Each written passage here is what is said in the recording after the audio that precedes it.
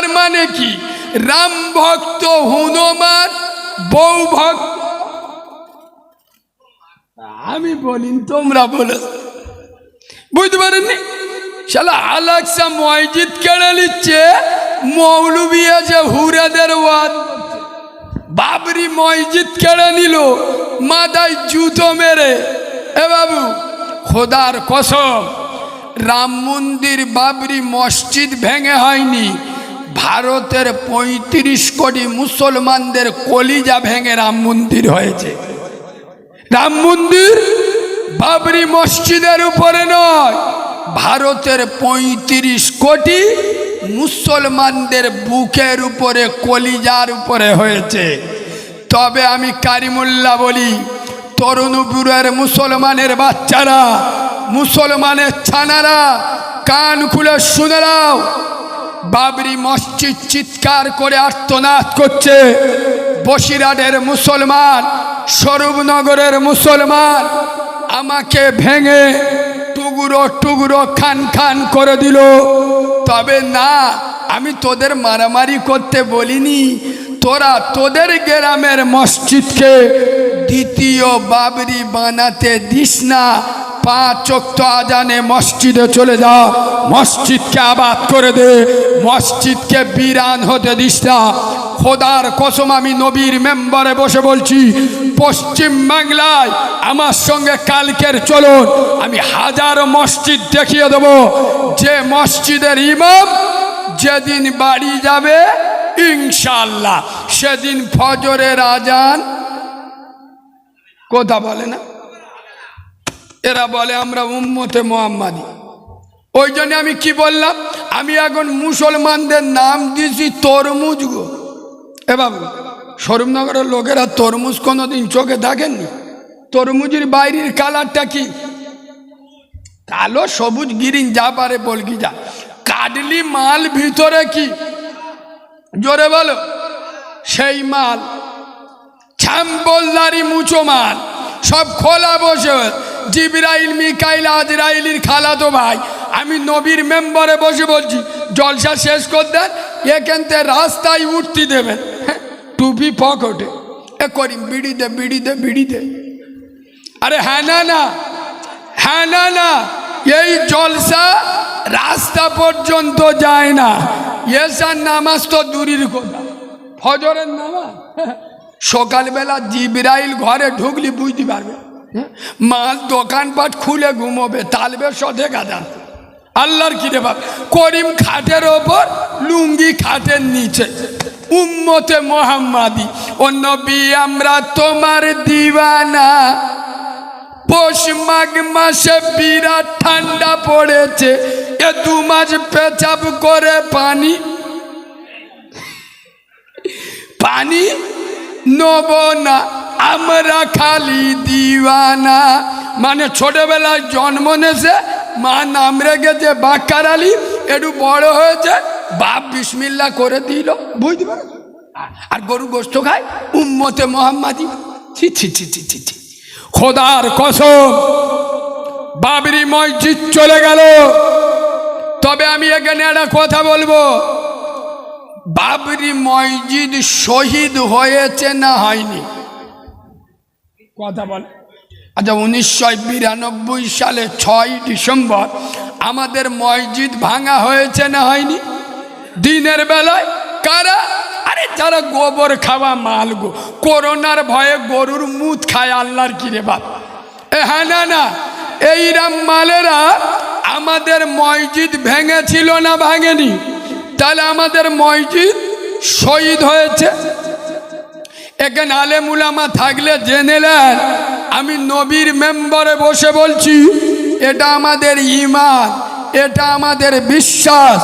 আল্লাহর কোরআন বলেছে, শহীদরা কোনোদিন মরে মরে খোদার কসম, বাবরি মসজিদ মরে নাই, বাবরি মসজিদ ছিল, বাবরি মসজিদ আছে।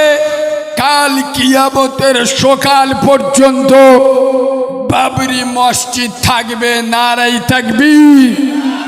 তবে আমি একটা কথা বলবো বাবাজি, কোনো খাস জায়গায় মসজিদ হয় না।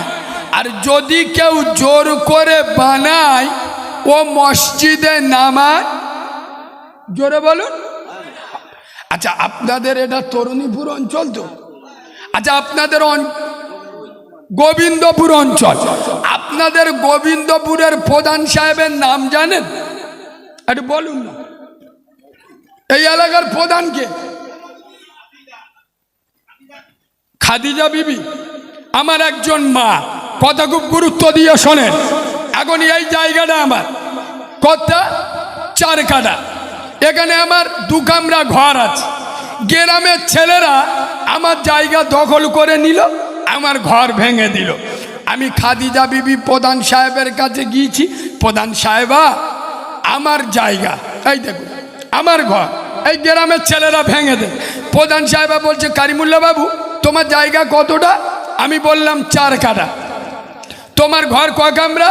আমি বললাম 2 কামরা। বলে এক কাজ করো, তোমার স্বরূপনগর বাজারে 10 কাঠা জায়গা দিচ্ছি, 10 কামরা ঘর বেঁধে দিচ্ছি। আপনারাই বলুন বিচারটা কি ইনসাফ হয়েছে?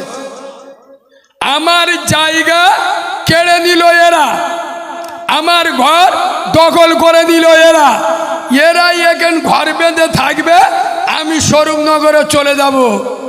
বাবরি মসজিদ আমাদের শত শত বছর আজান দিয়েছি, নামাজ পড়েছি। 1992 সালে আমাদের মসজিদ ভেঙে দিল যারা, তারাই মসজিদ ভেঙে মন্দির করলো, আমাদের অন্য জায়গায় জায়গা দিল। আচ্ছা, মুসলমানরা সে জায়গায় মসজিদ করেছে? করেছে? আগ্রহ দেখিয়েছে? কেন? এই কোন সরকারি জায়গায় মসজিদ হয়? হয়? তবে এর মাঝখানে আমি একটা কথা বলি, তবে আপনাদের এলাকাগুলো কি অবস্থা আমি জানি না, মারামারি হবেন তো? হক কথা, আমি কোনো ধর্মের বিরুদ্ধে বলবো না, আমার নিজের জাতি ভালো না, আমি অন্য জাতের বিরুদ্ধে বলবো কেন? এই যে মসজিদ মাদ্রাসার জায়গাগুলো ওয়াকাব হয় না, ওয়াকাব, আরে ওয়াকাব হয় না। এই মসজিদ মাদ্রাসার এই যে এক কথায় ওয়াকাব 2 প্রকারের হয়। এখানে যারা শিক্ষিত মানুষ বা মৌরি বা যারা আপনার উকিল শিক্ষিত লোক আমার কথা বুঝতে পারবেন, ওয়াকাব হয় 2 প্রকারে। কয় প্রকারে? এক প্রকারের ওয়াকাব হলো ওয়াকফে লিল্লাহ, মানে আল্লাহর রাস্তায় আপনি মসজিদ মাদ্রাসা দিয়ে দিলেন, আর আপনার কোনো গল্প চলবে না, কোনো শর্ত চলবে না। দ্বিতীয় নাম্বার ওয়াকাব, এটা আমি নাম দিয়েছি চিটিংবাজি ওয়াকাব, এর নাম হলো ওয়াকফে আওলাদ। শুনেছেন? শোনেন? চাচা শোনে? ওয়াকফে লিল্লাহ হলো আল্লাহর রাস্তায়, আর একটা ওয়াকফ হলো ওয়াকফে আওলাদ। এই বাবু অনেক মসজিদই হয়ে আছে, ওয়াকফে আওলাদ কার বলে শুনে নাও। আমার ঠাকুরদা মসজিদে 1 বিঘে জায়গা দিয়ে যে দলিলে লিখে গেছে, এই জায়গা দেখভাল করবে আমার বড় এঁড়ে গরুটা, মানে বুঝতে পারছো, বড় বেটা, খেয়ে দেয়ে যা বেশি হবে মসজিদই দেবে, ও শালা জীবনে বেশি হবে না আর মসজিদই কথা বলে না। এই মসজিদ দেখভাল করবে আমার বড় বেটা, এবং মসজিদের মাতোয়ালি হবে আমার বড় বেটা। আমার বেটা মরে গেলি মাতোয়ালি হবে কে? তার বেটা। তার বেটা মরে গেলি তার বেটা, তার বেটা মরে গেলে তার বেটা, মানে ও 14 গোষ্ঠীর মসজিদ। কথা বুঝছো না? বুঝছো না? ওর মুখে দাড়ি নাই, চিটিংবাজ, মুনাফেক। ওর বাড়ির মেয়েরা বন্ধন লোন, গ্রুপ লোন করে।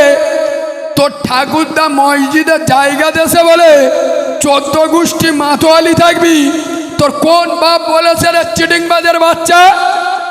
তুই একক তো মসজিদে যাস না, তোর বাড়ির মেয়েরা বন্ধন লোন, গ্রুপ লোন করে, তুই হারাম করার বাচ্চা, সূরা ফাতিহা জানিস না?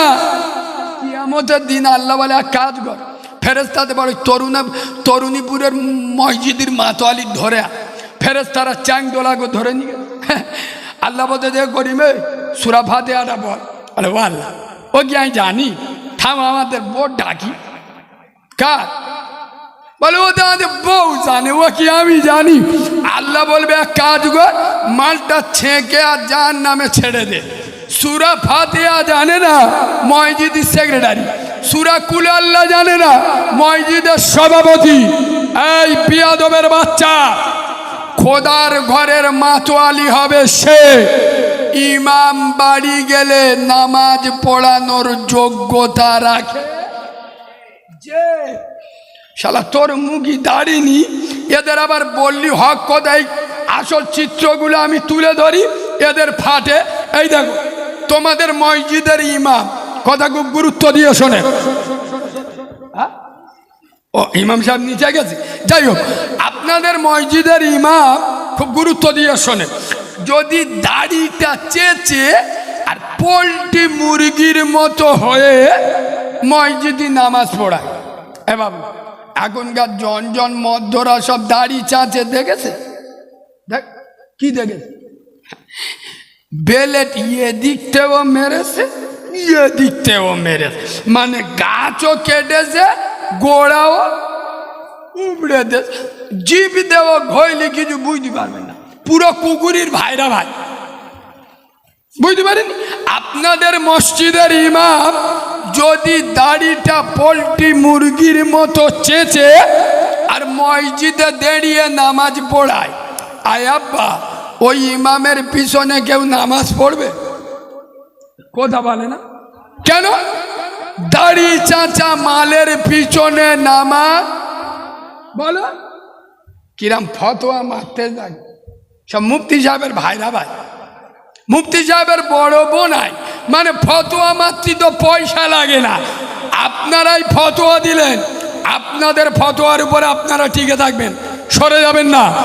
আপনারাই ফতোয়া দিলেন ইমাম যদি দাড়ি চেঁচে নামাজ পড়ায় ওই ইমামের পিছনে নামাজ হবে না।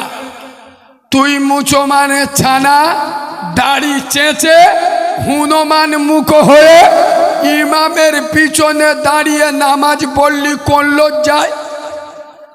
ইমাম দাড়ি চেঁচে যদি নামাজ পড়ায়, ইমামের পিছনে যদি নামাজ পড়া না যায়, তুই দাড়ি চেঁচে নামাজ পড়লি কোন কায়দায় তোর নামাজটা হয়? তুই চিটিং মার, তুই মুনাফিক, তোর রক্ত খারাপ। ইমাম যদি দাড়ি চাচে ওই ইমামের পিছনে নামাজ পড়বেন না, তুই দাড়ি চাচা ইমামের পিছনে নামাজ পড়লি কি করে? ইমামের দাড়ি চাচা হারাম, তোমার আমার দাড়ি চাচা। বাবা আমার কথা কি রাগ হচ্ছে? আমি বাস্তব বলছি না অবাস্তব বলছি? ইমাম দাড়ি চাচলে ওর পিছনে নামাজ হবে না, তুই দাড়ি চাচা কোন লজ্জায় নামাজ পড়লি? আচ্ছা ভালো করে বলুন, আপনার মসজিদের ইমাম যদি ওর কষি মতো বউটা ভুঁড়ি বার করে তল পেট বার করে কুচিয়ে শাড়ি পরে বিভিন্ন মহিলা সমিতি, বন্ধন লোন, গ্রুপ লোন অফিসারদের কোলে পোল্ট্রি মুরগির মতো গিয়ে থোপাত করে বসে যায়, ও যন্ত্রের কেউ মসজিদে রাখবে? আদলা ইডিনে ঝাড়বিনি বাঁদরের বাচ্চা, তোমার বউ বন্ধন লোন গ্রুপ লোন করে আর তুমি মসজিদে ইমাম সাহেব আছো, বলো আগো তেড়িয়ে দেবে না দেবে? খোদার কসম আমি নবীর মেম্বারে বসে বলছি, আমার বক্তব্যই অনেকজনের মুখ টুক শুইকে যাচ্ছে, আমি বুঝতে পারছি। কেন? রোগের ওষুধ দিচ্ছি তো। ইমামের বউ যদি বন্ধন লোন গ্রুপ লোন করে ওই ইমামকে মসজিদে রাখবেন না। আমি নবীর মেম্বারে বসে বলছি, এই তরুণীপুরের মাটিতে, সৌরভনগরের মাটিতে 100-র মধ্যে 98টা বাড়িতে বন্ধন লোন গ্রুপ লোন চলে। এরা কোন লজ্জায়, কোন শরমে খোদার ঘরে ইমামের পিছনে দাঁড়িয়ে নামাজ পড়ে? এদের লজ্জা নয়, শরম নয়, হায়া নয়, এরা মুনাফিকের বাচ্চা, এরা মুসলমানের বাচ্চা হতে পারে না। ইমামের বউ বন্ধন লোন গ্রুপ লোন করলে মানে যত দোষ নন্দ ঘোষ আমি করলি চলবে। এ বাবু কথা এই দেখ, ওই জন্য তো নবী বলে গেছে আওয়ালাদিন সলিহিন, তোমরা যখন দুনিয়া ছেড়ে চলে যাবে দুনিয়ায় নেককার সন্তান রেখে যাবে। কি সন্তান? নেককার দিনদার সুআওলাদ রেখে যাবে। আমরা রেখে যাই, কে বলেছে না? আমরা দুটো এঁড়ে গরু, তিনটে রাম ছাগল, একটা ভেড়া বলতেছি মিলিয়ে এলো। তোমাদের এদিকে এখন লোক গরু বসে গরু দেখেনি? বলে না নাকি, ও তো আজরাইলির খালা তো ভাই রে। এ বাবু গরু দেখেছেন না দেখেননি? আচ্ছা গরু পেশাব করে দেখেছে? আচ্ছা গরু পেশাব করে মেশিন ধোয় কথা বলে না? গরু, এই যুবক ছেলেরা বলে না, গরু পেশাব করে মেশিন ধোয়। আমাদের মুচমানের ছানারা পেশাব করে কলম ধোয়। ইমাম সাহেব গিয়ে ধরে এ করিবে, তুই তো মাধ্যমিক পাস? বলে হ্যাঁ। তা দাঁড়িয়ে পেশাব করলি? বলে হ্যাঁ। বসে পেশাব করলি নি? বলেন না। কেন? কুকুরের অপমান করা হবে। কার অপমান করা হবে? মানে কি, এ তো কুকুরের খালা তো ভাই। এ বাবু খোদার কসম, তোমার মসজিদের ইমাম মসজিদে বসে আছে, গ্রামের একটা লোক গিয়ে বলছে হুজুর আমার বাড়িতে একটা কুয়া আছে। কি আছে? কুয়া।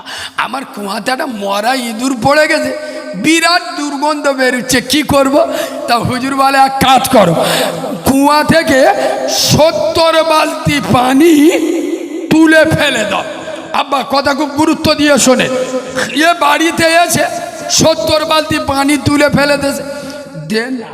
শুয়ে দেখতেছে তমু কুয়াতে দুর্গন্ধ যায়, ফের 70 বালতি পানি তুলে ফেলে দেয়।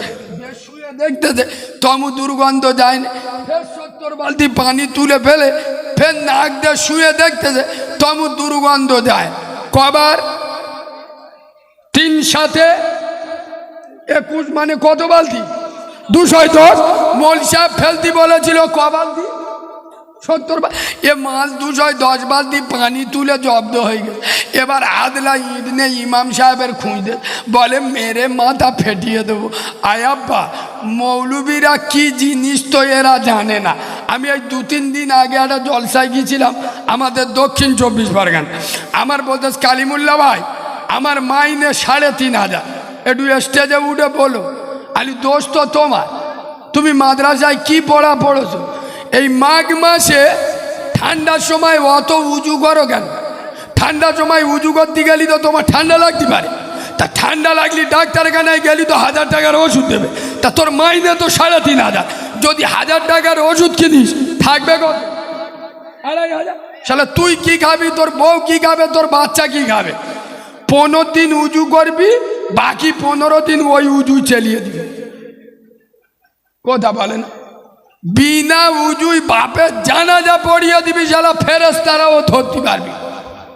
পাগামি গোলার জায়গা বলাই। মৌলবি বলছে শোন, এই বিয়াদবের বাচ্চাই শোন, তোর আমি 70 বালতি পানি তুলে ফেলে দিতে বলেছি, তুই 210 বালতি তুলে ফেলে দিছি, তখন দুর্গন্ধ যায় না? বলে না। আব্বা তুমি কুয়া থেকে মরা ইঁদুরটা তুলে ফেলিলে? বলে হেই দেখো। তা তুমি কি ওইটা আমার আগে বলে দেছো? কিরম চিটিং বাদ বুঝতে পেরেছেন?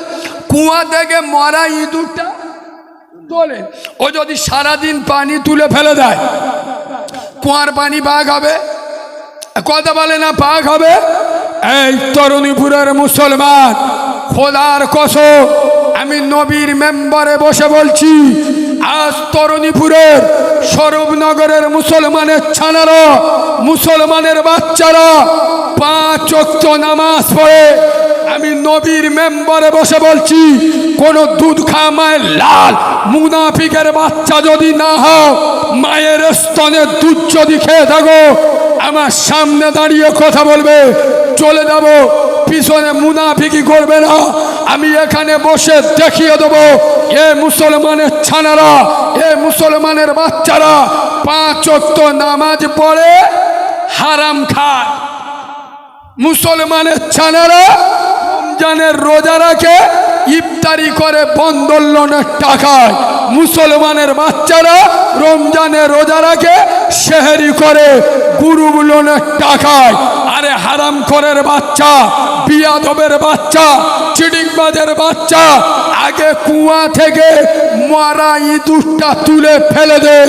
আগে হারাম খাওয়া ছাড়, তারপরে ইবাদত কর।